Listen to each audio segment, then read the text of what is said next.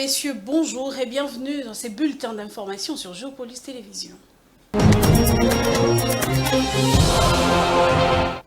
Ouvrons ces bulletins par cette nouvelle. La première ministre a échangé ce lundi 26 août 2024 avec le 13 représentants de vendeurs du marché de la Liberté, victimes de l'incendie qui s'est déclaré dans la nuit du 24 au 25 août 2024. La première ministre a promis de disponibiliser dans un bref délai de fonds pour les redémarrages de leur activité. Au sortir de cette rencontre, les victimes se sont dit satisfaits de leur discussion avec la première ministre Judith Suminwa. Suivez.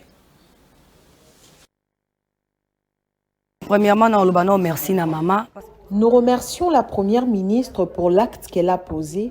Lorsque nos marchandises étaient brûlées, nous étions désespérés sans vraiment savoir comment nous en sortir.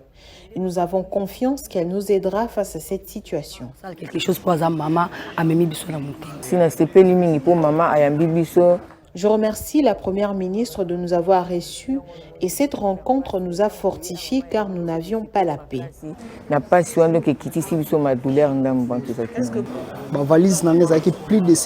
J'ai été victime car j'ai perdu ma marchandise. La première ministre nous a réconfortés et elle a promis d'indemniser les victimes. Plus de 450 personnes sont victimes de la marchandise. Près de 450 vendeurs du pavillon 5 du marché de la Liberté ont connu la perte de leurs biens suite à l'incendie. Nous avons discuté avec la première ministre qui a proposé des idées afin d'aider les victimes à relancer leurs activités.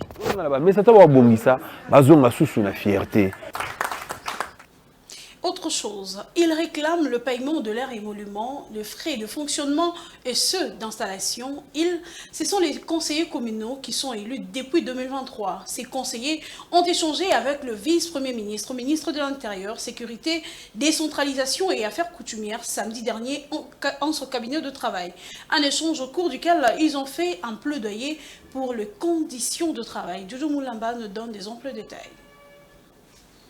Ils étaient au total 80 conseillers municipaux sur les 915 élus sur toute l'étendue du territoire national à être reçus par le vice-premier ministre, ministre de l'Intérieur, Sécurité, Décentralisation et Affaires coutumières Jacques Chabani Louko. Ces conseillers municipaux ont plaidé pour l'amélioration de leurs conditions de travail. Nous avons également porté à la connaissance de notre ministre tutelle que depuis 8 mois, où nous avons été installés, nous n'avons jamais été payés, pas de frais d'installation, pas de frais de fonctionnement, ou encore les émoluments. Et bientôt, la rentrée scolaire, cette situation viole l'article 10 de la loi sur les ETD qui veut à ce que les conseillers communaux soient payés décemment pour assurer leur indépendance et leur dignité. La question des élections de bourgmestre a été aussi abordée au cours de cet échange. Des discussions sont en cours pour définir un calendrier de ces élections. Il nous a parlé des échanges qui sont en cours avec le ministère du Budget et d'autres ministères sectoriels et la CENI pour le calendrier électoral réaménagé tel que nous l'avons souhaité parce que nous disons les élections de bourgmestres sont démocratiques. Nous sommes dans un état démocratique, les tests doivent être respectés.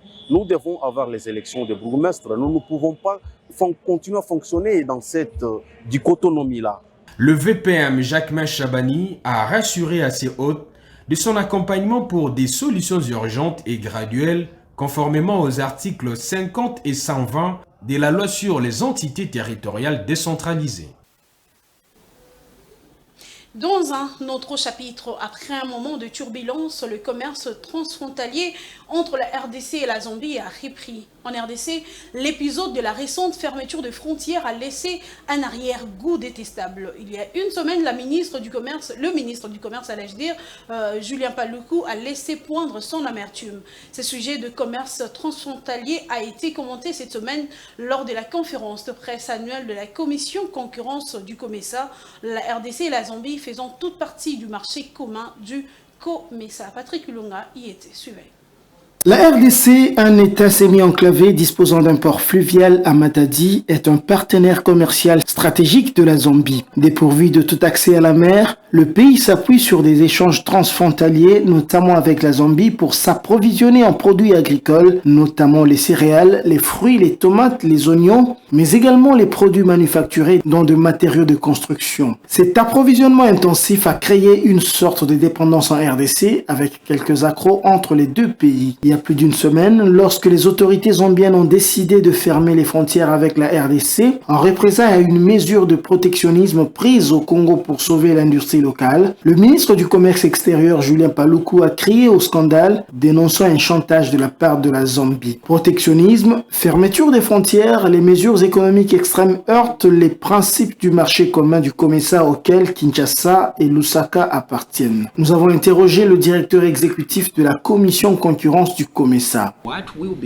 Ce que nous faisons, c'est de dire aux différents gouvernements le danger de fermer les frontières. En faisant cela, ils ne font que exacerber la pauvreté, la famine et même la criminalité. Mais si vous ouvrez les frontières, cela va encourager les gens à produire plus pour un plus grand marché. Le cas de la Zambie par exemple, elle peut avoir un grand marché en République démocratique du Congo. Les agriculteurs peuvent produire plus, sachant qu'il y a un grand marché au Congo et les consommateurs en République démocratique du Congo auront les différents produits à un bon prix. La commission concurrence du COMESA conseille les différents gouvernements le danger d'une telle politique. Actuellement, ce que les autorités congolaises qualifiaient jadis de guerre économique entre la Zambie et la RDC s'est estompé. Les échanges commerciaux ont repris, mais ils sont plusieurs, ce qui redoute un nouveau rebondissement. Rendons-nous au Ghana où les régulateurs de la filière cacao financent chaque année depuis 1992-1993 ces achats de fèves auprès de producteurs grâce à un prêt syndiqué. Ces processus habituels ne sera pas reconduit pour le compte de la nouvelle campagne cacaoyère qui débute le 1er septembre prochain. Suivez les détails dans cet élément. Au Ghana, le COCOBOD ne sollicitera finalement pas un prêt indiqué pour le compte de la campagne cocoyère 2024-2025, une démarche inédite en 32 ans. C'est ce qu'a annoncé Joseph Aïdo, son directeur général.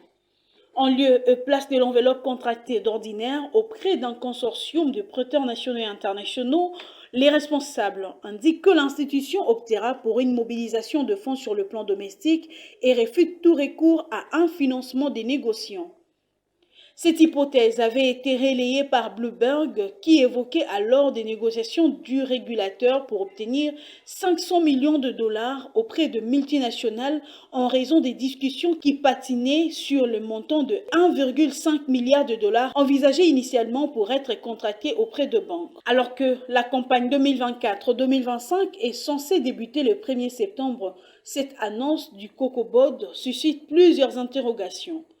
Habituellement, le fonds mobilisé permet de financer les achats d'engrais, de produits phytosanitaires et avancées de fonds pour la collecte de cacao pour les compagnies d'achat agréées.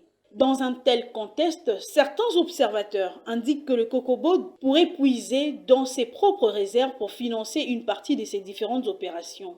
Il faut souligner qu'après 6 années consécutives dans le rouge, le régulateur a dégagé un profit de 2,3 milliards de cédis, soit 148 millions de dollars américains en 2022-2023. Globalement, les prochaines annonces du régulateur seront scrutées par les analystes du marché mondial du cacao, d'autant plus que le pays vient de revoir à la baisse ses prévisions de production, ce qui est de nature à entretenir la volatilité de prix. Ainsi prend fin ce bulletin d'information, mesdames, messieurs. Merci de l'avoir suivi et très bonne suite de programme sur Géopolis Télévision.